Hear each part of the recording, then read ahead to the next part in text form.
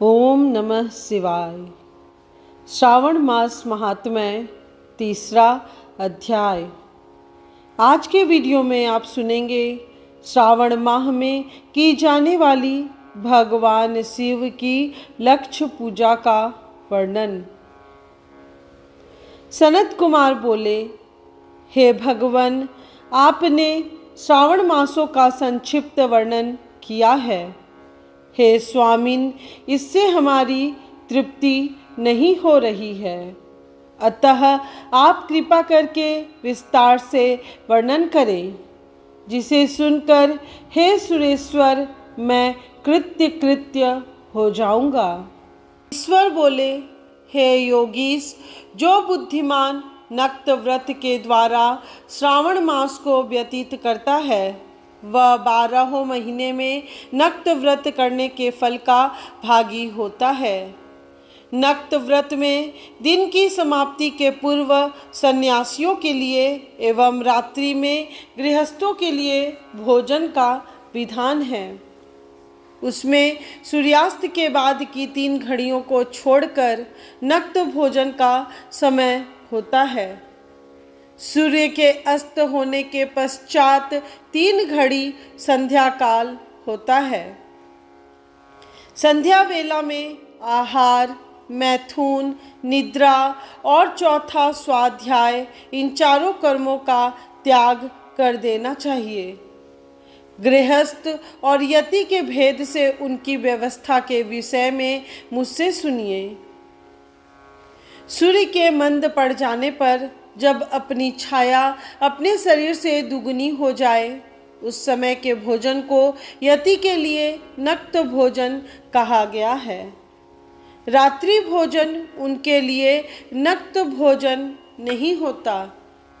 तारों के दृष्टिगत होने पर विद्वानों ने गृहस्थ के लिए नक्त कहा है। यति के लिए दिन के 8वें भाग के शेष रहने पर भोजन का विधान है। उसके लिए रात्रि में भोजन का निषेध किया गया है। गृहस्थ को चाहिए कि वह विधि पूर्वक रात्रि में नक्त भोजन करे और यति, विधवा तथा विधुर व्यक्ति सूर्य के रहते नक्त व्रत करे। विधुर व्यक्ति यदि पुत्रवान हो तब उसे भी रात्रि में ही नक्त व्रत करना चाहिए।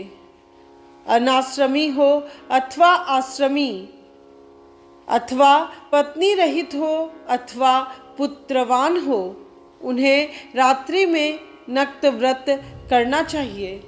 इस प्रकार बुद्धिमान मनुष्य को अपने अधिकार के अनुसार नक्त व्रत करना चाहिए। इस मास में नक्त व्रत करने वाला व्यक्ति परम गति प्राप्त करता है।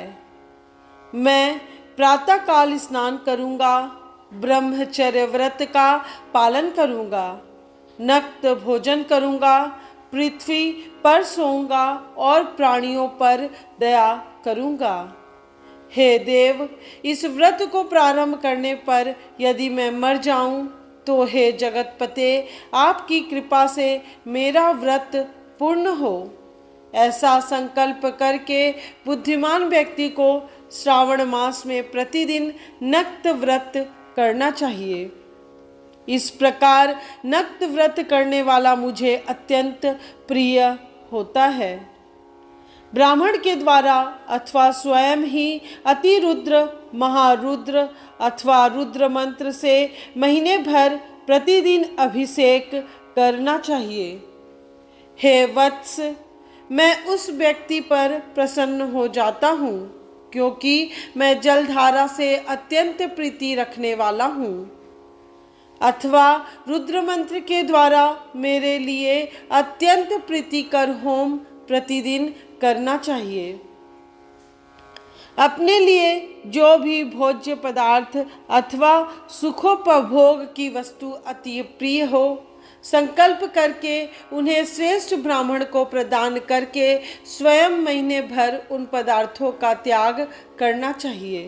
हे मुने, अब इसके बाद उत्तम लक्ष्य पूजा विधि को सुनिए।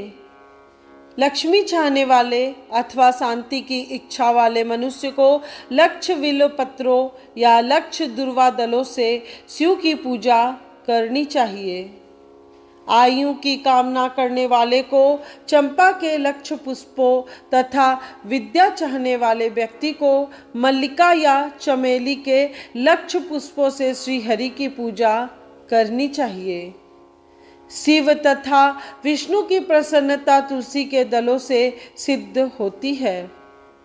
पुत्र की कामना करने वाले को कटेरी के दलों से शिव तथा विष्णु का पूजन करना चाहिए। बुरे स्वप्न की शांति के लिए धान्य से पूजन करना प्रशस्त होता है। देव के समक्ष निर्मित किए गए रंगवल्ली आदि से विभिन्न रंगों से रचित पद्म, स्वास्तिक और चक्र आदि से प्रभु की पूजा करनी चाहिए। इस प्रकार सभी मनोरथों के सिद्धि के लिए सभी प्रकार के पुष्पों से यदि मनुष्य लक्ष्य पूजा करे तो शिव जी प्रसन्न होंगे। तत्पश्चात उद्धापन करना चाहिए, मंडप निर्माण करना चाहिए और मंडप के त्रिभाग परिमाण में वेदिका बनानी चाहिए।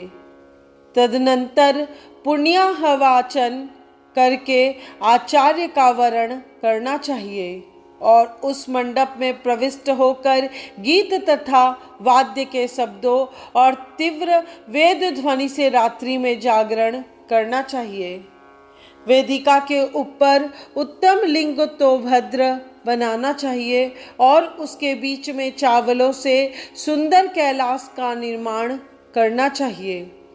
उसके ऊपर तांबे का अत्यंत चमकीला तथा पंच पल्लव युक्त कलश स्थापित करना चाहिए और उसे रेशमी वस्त्र से वेष्टित कर देना चाहिए।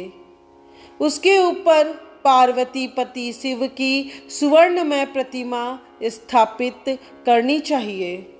तत्पश्चात पंचामृत पूर्वक धूप, दीप तथा नैवेद्य से उस प्रतिमा की पूजा करनी चाहिए और गीत, वाद्य, नृत्य तथा वेद शास्त्र तथा पुराणों के पाठ के द्वारा रात्रि में जागरण करना चाहिए।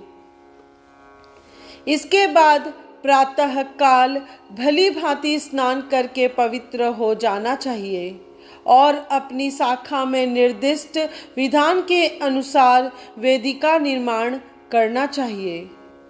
तत्पश्चात मूल मंत्र से या गायत्री मंत्र से या शिव के सहस्त्र नामों के द्वारा तिल तथा घृत मिश्रित खीर से होम कराना चाहिए अथवा जिस मंत्र से पूजा की गई है उसी से होम करके पूर्णाहुति डालनी चाहिए।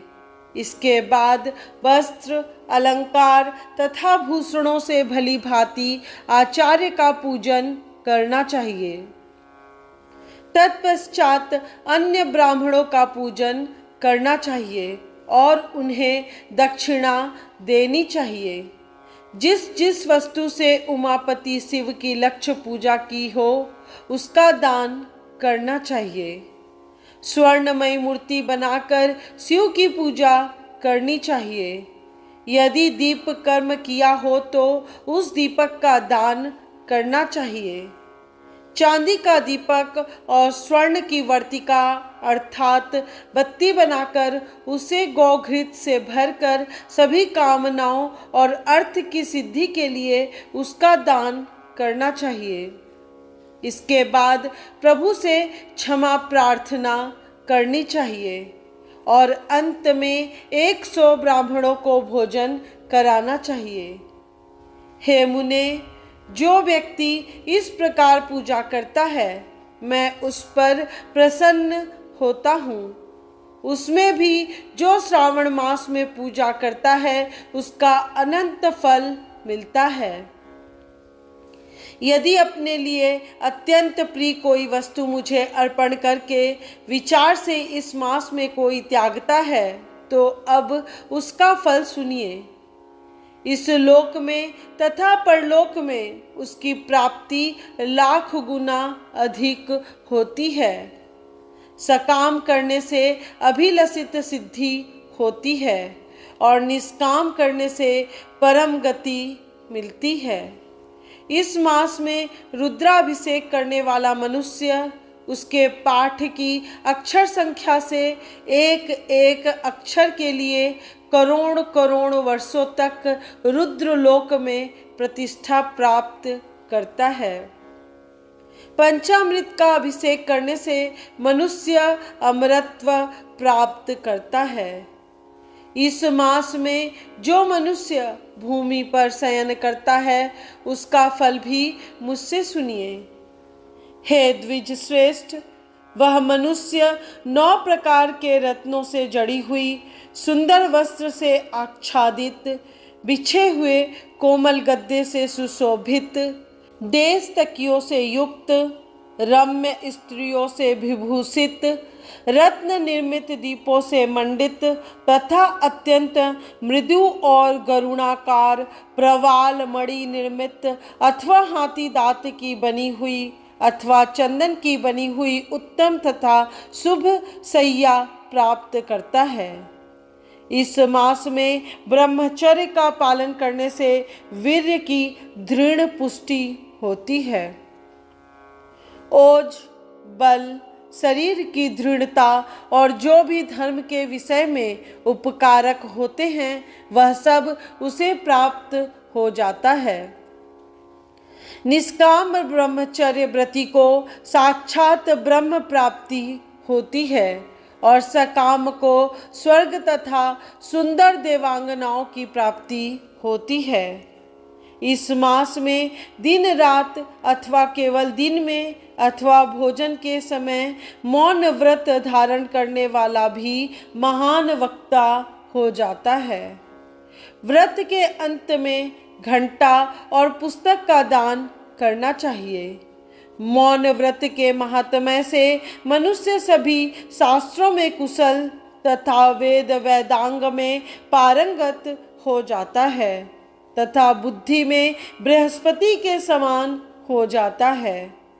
मौन धारण करने वाले का किसी से कलह नहीं होता, अतः मौन व्रत अत्यंत उत्कृष्ट है। इस प्रकार श्री स्कंद पुराण के अंतर्गत ईश्वर सनत कुमार संवाद में श्रावण मास महात्म्य में नक्त व्रत लक्ष्य पूजा भूमि शयन मौनादि व्रत कथन नामक तीसरा अध्याय पूर्ण हुआ। इस चैनल के अगले वीडियो में श्रावण मास महात्म्य चतुर्थ अध्याय जरूर सुनिएगा। यदि आज का वीडियो आपको पसंद आया हो तो वीडियो को अधिक से अधिक लोगों के साथ शेयर कीजिए, क्योंकि ज्ञान बांटने से बढ़ता है। साथ ही कमेंट बॉक्स में ओम नमः शिवाय जरूर लिखिएगा।